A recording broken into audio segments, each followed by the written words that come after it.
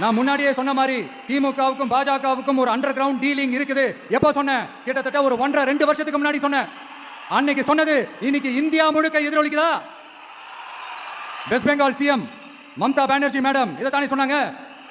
In fact Stalin sir பேரை mention பண்ணி அந்த குற்றச்சாட்டை சொன்னாங்க. இதுக்கு என்ன சார் பதில் வச்சு சொல்ல போறீங்க? ஸ்டாலின் சார் மக்கள் கிட்ட மாட்டிக்கிட்டு முழிக்கிறாரு.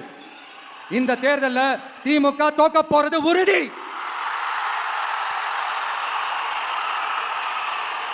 தோத்துட்டு அந்த ஆஃப்டர் எலெக்ஷன்ஸ் அந்த எஃபெக்ட் என்னவா இருக்கும்னு இப்பவே சொல்றேன். கட்சியை காப்பாத்திக்கணும்ல, ஏகப்பட்ட கேஸ் எல்லாம் இருக்குதுல்ல, லஞ்ச கேஸ், ஊழல் கேஸ், திருட்டு கேஸ், அவங்க குடும்பத்து மேல, மினிஸ்டர்ஸ் மேல எல்லாத்தையும் காப்பாத்திக்கணும்ல. போய் மோடி அவர்கள் காலையும் அமித்ஷா அவர்கள் காலையும் திமுக விழுதா இல்லையான்னு பாருங்க.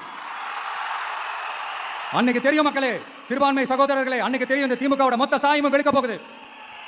அது மட்டுமா, பாஜகவோட முதல் அடிமை யாருன்னு போட்டி வேற. நீயா நானா, நானா நீயா, யாருக்கு யாருக்கும், இந்த திமுகவுக்கும் மற்றும் பல இருக்கும். அதனால சிறுபான்மை சகோதரர்களோட இந்த விஜய் கூடவே நிப்பான் நிப்பான் நிப்பான், அதுல எந்த மாற்று கருத்துமே கிடையாது.